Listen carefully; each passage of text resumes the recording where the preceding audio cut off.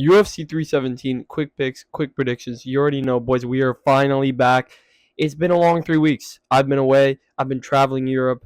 I didn't post any YouTube videos. I kept up a little bit on the Instagram, watched some of the fight nights, but now we are finally back with a massive pay-per-view. Tomorrow night, UFC 317, Charles Oliveira versus Ilia Topuria for the vacant lightweight title. Man, it's going to be an amazing fight. I'm super excited to watch that fight. We're going to break down every single fight on this card. I'm going to give you my quick picks, my quick predictions. Before we go ahead and get into it, hit the like button, hit the subscribe button, and let's start it off with the early prelim opener of Janata Deniz versus Alvin Hines. Opens up this pay-per-view, man. It opens up this International Fight Week card, which is meant to be the best card of the year. Interesting matchup. Janata Deniz, we know him. He's on the rise in heavyweight, but just got shut down by Tybura. You know the Tybura fraud check, man. It happens to most of these heavyweights. It's happened to back-to-back heavyweight prospects, and Janata Deniz was one of them. Got absolutely beat down by Marcin Tybura in 2 rounds and got his face just mauled. If you haven't seen that, he got his face mauled, beat up, cuts, bloodied, and the fight was stopped. He was brutalized. Really, really bad cuts. But he's facing Alvin Hines. Alvin Hines, undefeated in mixed martial arts. You know, decent ground game. He can wrestle. He can offensively wrestle, defensively wrestle really well. He is pretty powerful, pretty big for the division as well. But he doesn't have the best striking.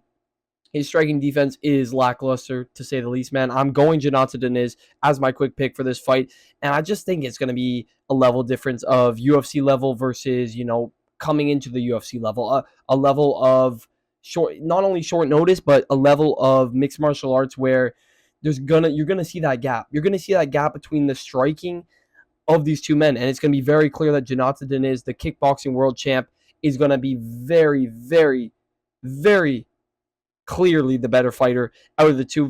I think this is going to be an absolute blowout by Janata Deniz. If he doesn't flatline KO Alvin Hines within 1 round, we're going to have a bit of an issue. I'm going Janata Deniz as the early pick, as the quick pick. Not even early pick. This is late pick, man. The fights are tomorrow night. So Janata Deniz is my final pick, man. I think he's a lock. I do think he's a lock. I think he gets this one done. I like Janata Deniz on the come up. I thought he was solid. I think he still is solid. Marcin Tybura is very difficult to deal with. The grappling, the ground and pound.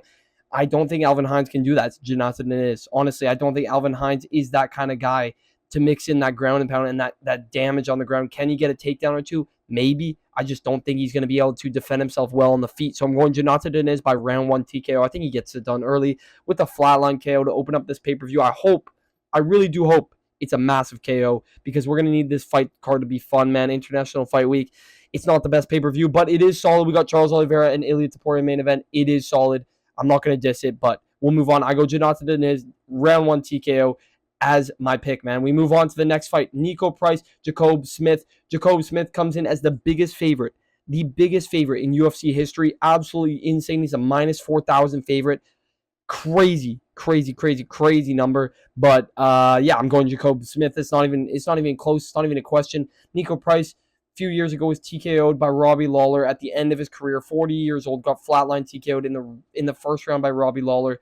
Ever since, he's looked pretty brutal. I mean, even at that point, even before that point, he was looking pretty bad.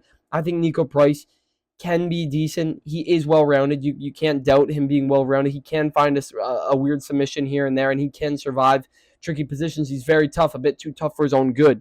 And I just think Jacob Smith is just an absolute dog. I saw him on the Contender Series, beat down on that Canadian dude, absolutely brutalized him, and that guy was just too tough for his own good as well. Got just destroyed by Jacob Smith, took way too much damage in that fight, and then Jacob Smith just fought Preston Parsons, TKO'd him in round 1 brutally. I think Jacob Smith has solid hands, really good wrestling, really good defensive and offensive wrestling. I think this guy is able to keep it on the feet when he needs to. I don't think Niko Price is going to be able to take him down, get his back. I think that's the only chance that Niko Price has. He's got a little bit of a height advantage, a little bit of a reach advantage, but I think Jacob Smith is going to march forward, get inside the pocket, and land a big shot and drop Niko Price and finish him on the ground. Brutal TKO. I think it's going to be a sleeper TKO. I think this is going to be maybe the end of Niko Price's career. I think this could be a brutal TKO. So I'm going Jacob Smith by round 1. Brutal TKO. I think we're going to see back-to-back round 1 TKOs at the beginning of this pay-per-view. We'll see if that carries on throughout the pay-per-view. But these two guys, man, It's just there's a clear skill differential here and age differential as well. Nico Price is ending his career. He's 35, I believe now. Jacob Smith, young, hungry. I think he's 27, 28, something around there, man. He's pretty young, and I think he's going to come in here like an absolute hammer, man, and just destroy Nico Price. So I'm going to Jacob Smith round 1 TKO. We move on. Next fight, man, we got Terrence McKinney versus Vyacheslav Borshev. I mean, solid matchup. Very, very solid lightweight matchup. I'm not going to lie, I think Borshev's overrated. I do think Borshev's overrated. A lot of people like him. Slavaclaus, man. I can barely say his name. Slavaclaus. Very fun fighter, very fun striker. He can bring a fun fight when he needs to, but I just think he is outmatched when he comes to fighting not the upper echelon of lightweights, but just the average lightweight. He beats the bum of lightweights, he beats the bottom ranks of lightweight, but I just don't think he can even beat middle level lightweight, which is what Terrence McKinney is. You need to be decent to beat Terrence McKinney. You need to be somewhat of a skillful fighter to beat Terrence McKinney. Is Borshev skillful? Yes, he is, but he's very one-dimensional. You know what he wants to do. He wants to kickbox with you the entire fight. He wants to strike with you. He wants to set up his boxing, try to land that shot on you if he can, but he doesn't have that power that I think is what you need against Terrence McKinney. McKinney knows he needs to grapple in this fight. I think he will grapple. We saw what happened to Borshev when he fought Chase Hooper, for example, when he fought Tom Nolan. Like, these guys, they were able to grapple. They were able to mix it up, take down Borshev, mix it up, and that's why Borshev had a close fight with Nazim Sadikov, who fought recently, is because Sadikov only struck with him. If you strike with Borshev, he is a solid striker. He is. He doesn't have the most power, but he's well-rounded on the feet. I don't think Terrence McKinney is dumb enough to strike on the feet with Borshev. I'm going to trust in Terrence McKinney as a solid pick in this fight. I think he gets it done. I think he gets it done by sub relatively early, like usual. I think I'm going Terrence McKinney round 1 submission, man. Rear naked choke. Gets the back, gets the takedown immediately, goes for that choke. It's a smart thing to do. It's what Terrence McKinney is good at. He subbed for Siam. I think he can do it easily to Borshev. So I'm going Terrence McKinney by submission in the first round, man. We move on to the next fight. Vivian Araujo versus Tracy Cortez. A lot of people like Tracy Cortez. Personally, I don't really like Tracy Cortez. I'm not going to lie. Hate all you want in the comments. Hate all you want. I don't give a shit. All right? I don't give a shit. I don't think she's a good fighter. Genuinely. Tracy Cortez has her whole Instagram personality, her whole, whatever she's trying to promote there. I don't know if she got the OF or whatever the case may be, but Tracy Cortez as a fighter, she's very mid. And I don't think she is the upper echelon of the women's flyweight division. I think this is a very close fight. I think it goes to the judges' scorecards, and I think it will be a split decision. I like Vivian Araujo. I think she has some tough fights. I think she's got some dog in her. I think she can make it fun. But neither of these women have good finishing potential. I do see this hitting the judges' scorecards, like I said. And I think it's going to be very close tit for tat. But the problem is the judges just lean with Tracy Cortez. It's just one of those things where I'm worried that we're going to get to the judges' scorecards. Vivian could be up in the striking numbers, up in the takedown numbers, have more control time. And I still think Tracy Cortez will somehow get gifted a win. So I'm going to go Tracy Cortez by decision. Might be a robbery. It might be a clear decision. Stay away from betting on this fight. It's the only women's fight on the card, the only WMMA fight on the card. It's a really tricky one. It's a very close fight. I'm going to lean Tracy Cortez, though, just because of the fact that she is just always favored for whatever reason, man. And I think she will just out tit for tat Vivian Araujo throughout 3 rounds. So give me Tracy Cortez by unanimous decision or by split decision. I could definitely see a split happening here. We move on. Haider Emil versus Jose Miguel Delgado. This is an interesting fight. When they made this one, I was like, this is kind of prospect versus prospect here. Haider Emil, this guy's on a 2-fight win streak in the UFC. Or is it 3 now? I think it's 3, including his Dana White Contender Series performance.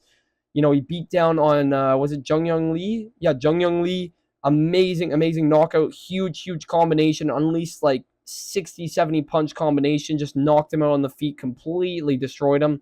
And then he just fought whatever the Jaguar guy name is, Gomi. He fought Gomi, beat him by split decision. Very close fight, but he dogged it out. Haider Emil is an underrated prospect, honestly. He's underrated. A lot of people doubt him. He's always the underdog, and in this one, he is the underdog as well, where he's facing a Jose Miguel Delgado who has a great finishing record. He's really tough. He is a great striker. Just got a nice finish over Jake Matthews. Matthews, not the best level, I'm not going to lie, but he did do what he had to do to Jake Matthews. Finished him in the first round like you should.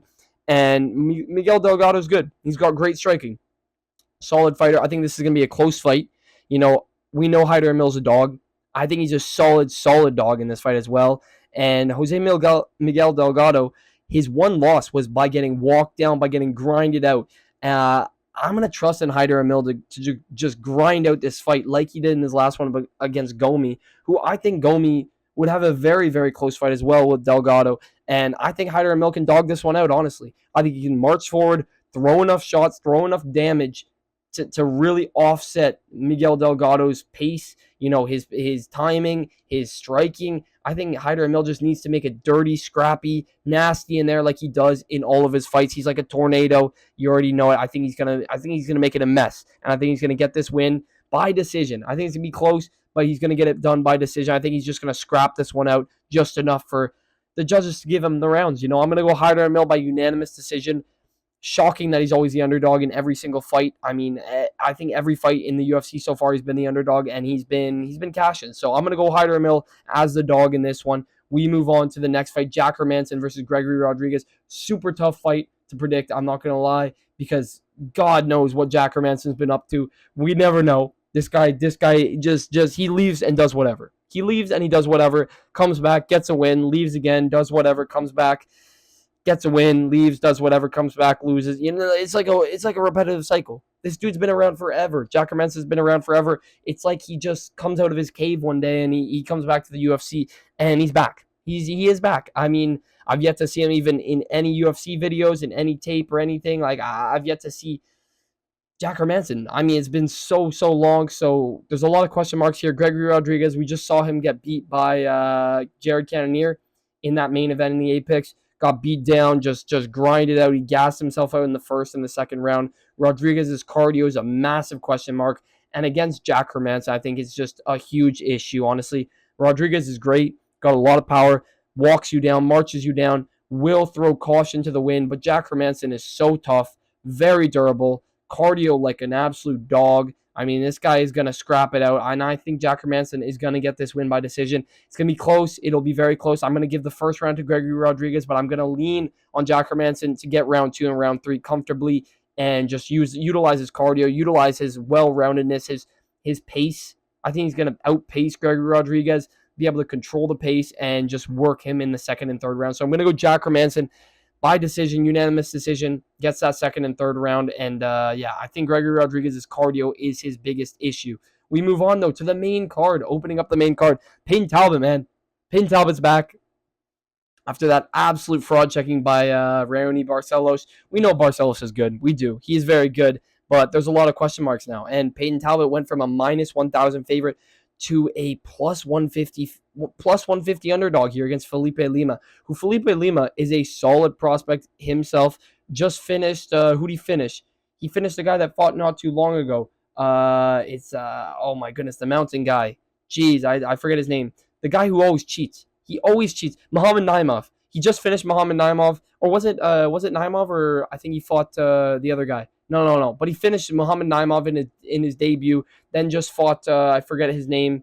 I forget that guy's name, and I'm no way I'm remembering his name. But he got the submission against Naimov and just got a nice decision win. Grinded that one out, showed his levels, and that he can go the entire distance. Anyways, Felipe Lima, very good fighter. We know this. Got great ground game. Very dangerous on the ground. Got nice submissions.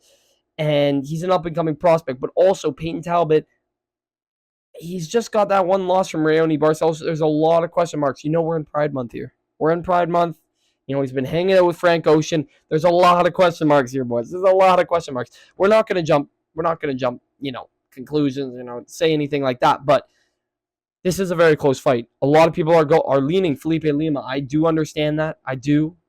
And I am going to lean Felipe Lima. But I do have my urge to just pick Payton Talbot. I'm not going to lie. I do have an urge to pick Payton Talbot as an underdog.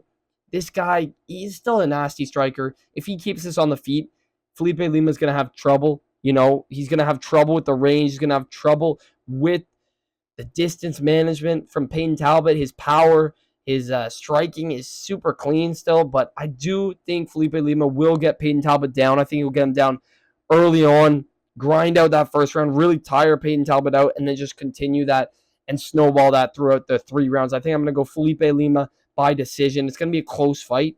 I do think it'll be close, but if Raoni Barcelos can do what he did to Peyton Talbot, I'm going to trust that Felipe Lima can as well. So I'm going to go Felipe Lima by unanimous decision. We move on to the next fight, Beneil Dariush versus Renato Moicano, a fight that's been rebooked. It's been rebooked. It was supposed to be at UFC 311. Damn, that was a while ago.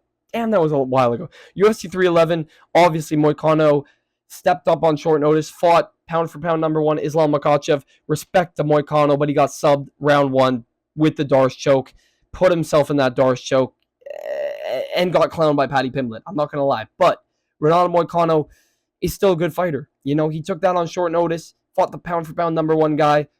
He got his money. Moicano wants money. Moicano got his money. And he got a shitload of money for stepping in on short notice against that pound for pound number one. So it's an interesting fight here. Beneil Dariush, obviously coming off of a 2-year layoff, hasn't fought in a while, lost brutally to Charles Oliveira, and then lost brutally to Arman Tsarukyan. There's a lot of question marks with Dariush, but this should be a close fight. This should be a fun fight. I'm gonna say this goes to the judges' scorecards. I don't think we're gonna see a finish here. This is kind of Unk versus Unk.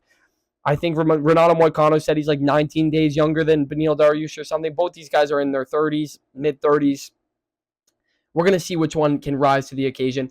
I am going to lean with Renato Moicano. I do think Beneil Dariush can get this done, but I am going to trust that Renato Moicano can get those takedowns. I think if this stays on the feet, if this is a striking matchup, Moicano can tit for tat Beneil Dariush. I don't think Dariush has that power, that dog that he used to have in him.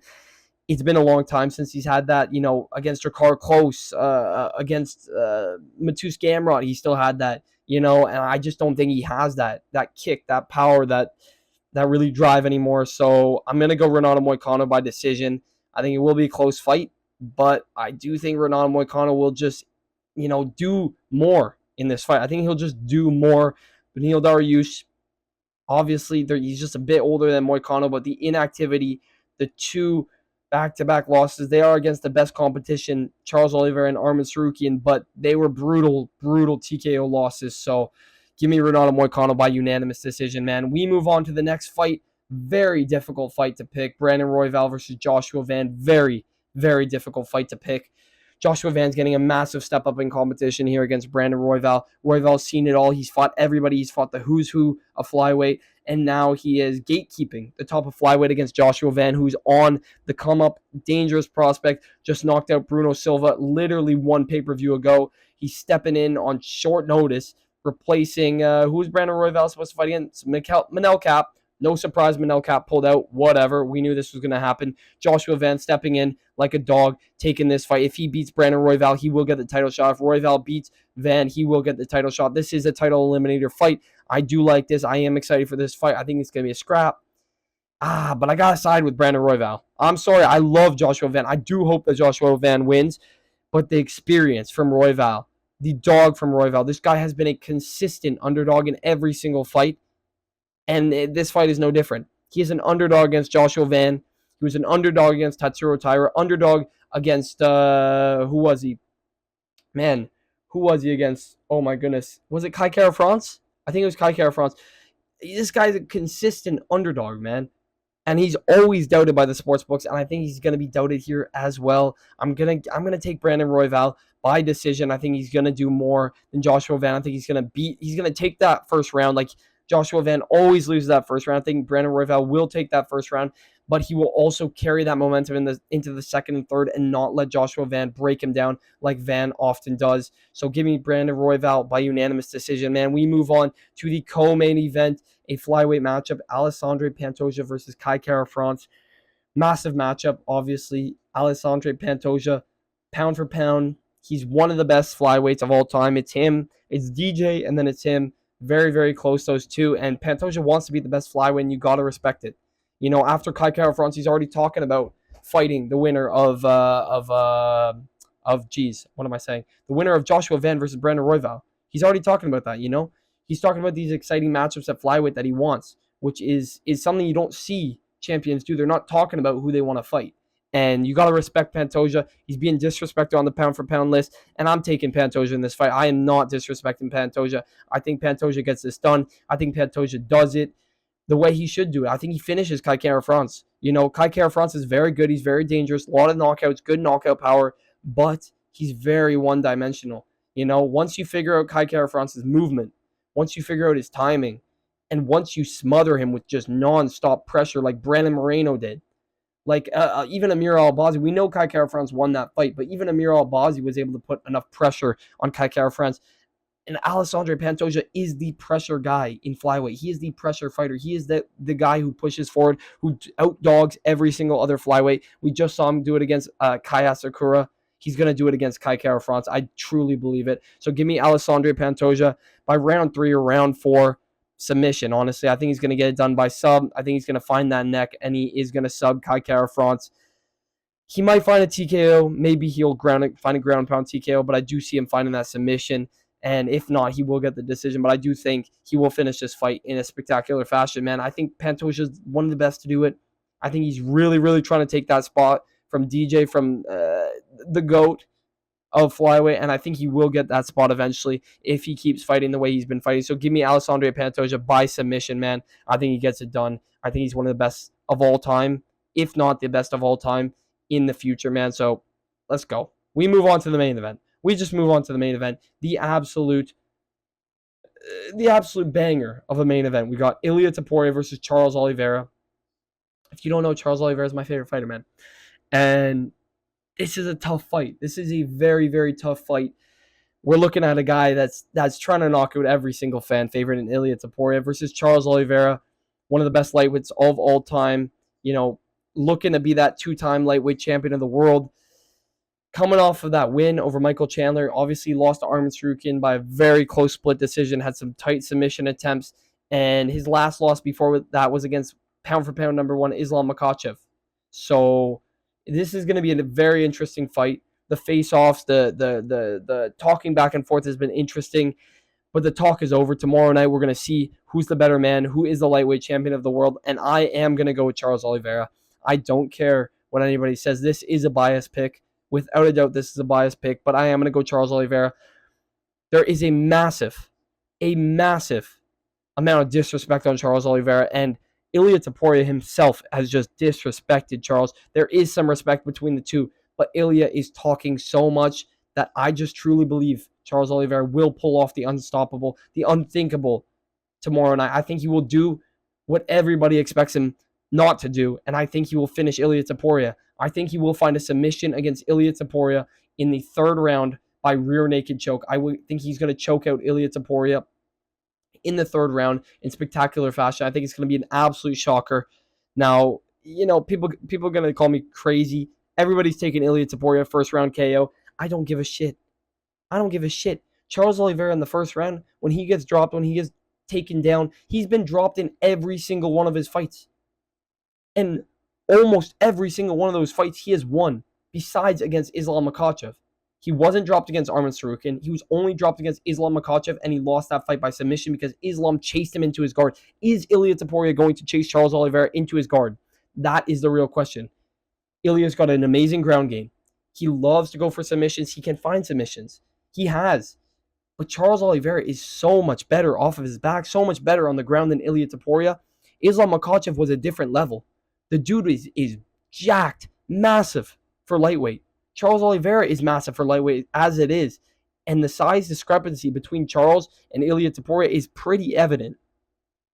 Charles Oliveira looks locked in. He looks focused. He looks ready. He looks hungry. And I'm going to go Charles Oliveira by submission in the 3rd round via rear naked choke. I think he's going to get this to the ground. I think he's going to make it dirty. I think he's going to push forward, march forward this entire fight. Will he get clipped? Will he get dropped? Yes, he will. Will I be shitting my pants? Yes, I will. But I do believe that Charles Oliveira can do this, and I truly, wholeheartedly hope he can, and I know he can. So I'm going to go Charles Oliveira, man. That is my final pick. I'm choosing Charles Oliveira. I don't care. I would ride and die with Charles Oliveira. If you are a Charles Oliveira fan, you have to be ride or die with him, man.